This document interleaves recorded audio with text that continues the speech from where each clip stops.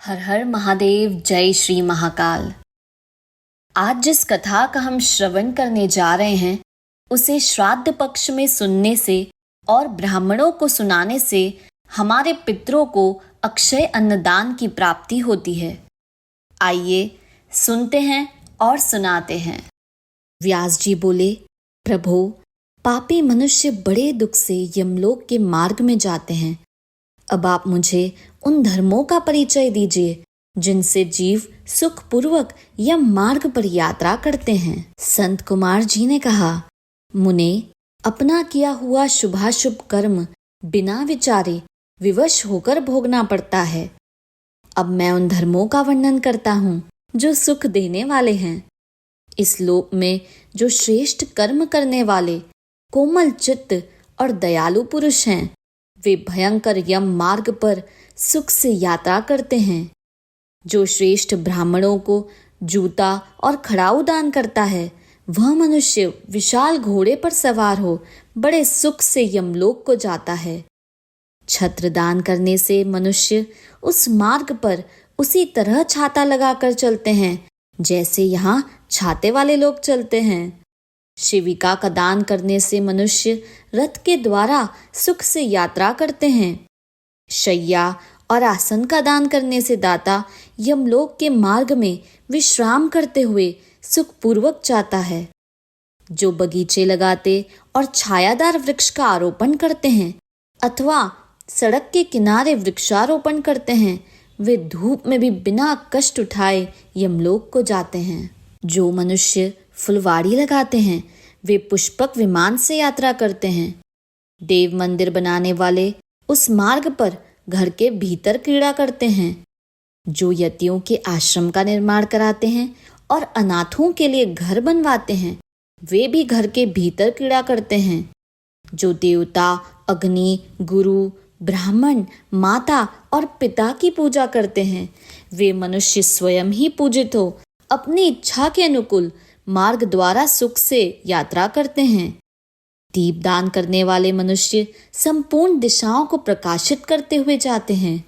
ग्रह दान करने से दाता रोग शोक से रहित हो सुखपूर्वक यात्रा करते हैं। गुरुजनों की सेवा करने वाले मानव विश्राम करते हुए जाते हैं। बाजा देने वाले उसी तरह सुख से यात्रा करते हैं मानो अपने घर जा रहे हों। गौदान करने वाले लोग संपूर्ण मनोवांछित वस्तुओं से भरे पूरे मार्ग द्वारा जाते हैं। मनुष्य उस मार्ग पर इस लोक में दिए हुए अन्न पान को ही पाता है। जो किसी को पैर धोने के लिए जल देता है, वह ऐसे मार्ग से जाता है जहां जल की सुविधा हो। जो आदरणीय पुरुषों के पैरों में उपटन लगाता है, वह घोड़े की पीठ पर बैठकर यात्रा करता है। व्यास जी जो पाद्य, अभ्यंग, दीपक, अन्न और घर दान करता है, उसके पास यमराज कभी नहीं जाते। सुवर्ण और रत्न का दान करने से मनुष्य दुर्गम संकटों और स्थानों को लांघता हुआ जाता है। चांदी, गाड़ी ढोने वाले बैल और फूलों की माला दान करने से दाता सुखपूर्वक यमलोक में जाता है। इस तरह के दानों से मनुष्य सुखपूर्वक यमलोक की यात्रा करते हैं और स्वर्ग में सदा भांति भांति के भोग पाते हैं। सब दानों में अन्न दान को ही उत्तम बताया गया है, क्योंकि यह तत्काल तृप्ति प्रदान करने वाला, मन को प्रिय लगने वाला तथा बल और बुद्धि को बढ़ाने वाला है। मुनि श्रेष्ठ, अन्न दान के समान दूसरा कोई दान नहीं है, क्योंकि अन्न से ही प्राण उत्पन्न होते हैं और अन्न के अभाव में मर जाते हैं। अतएव अन्नदान से महान पुण्य बताया गया है, क्योंकि अन्न के बिना भूख की आग से तपते हुए समस्त प्राणी मर जाते हैं। अतः अन्न की ही सब लोग प्रशंसा करते हैं, क्योंकि अन्न में ही सब कुछ प्रतिष्ठित है।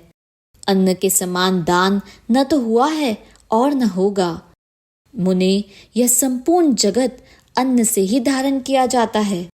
लोक में अन्न को बलकारक बताया गया है, क्योंकि अन्न में ही प्राण प्रतिष्ठित है। प्राप्त हुए अन्न की कभी निंदा न करें और न किसी तरह उसे फेंकें। कुत्ते और चांडाल के लिए भी किया हुआ अन्नदान कभी नष्ट नहीं होता। जो मनुष्य थके मांदे और अपरिचित पथिक को अन्न देता है और देते समय कष्ट का अनुभव नहीं करता, वह समृद्धि का भागी होता है।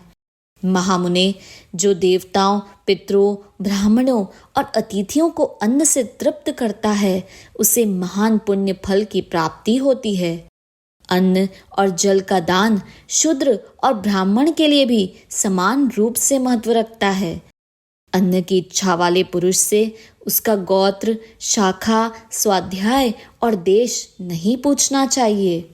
अन्न साक्षात ब्रह्मा है, अन्न साक्षात विष्णु और शिव है, इसलिए अन्न के समान दान न हुआ है और न होगा। जो पहले बड़ा भारी पाप करके भी पीछे अन्न का दान करने वाला हो जाता है, वह सब पापों से मुक्त होकर स्वर्ग लोक में जाता है।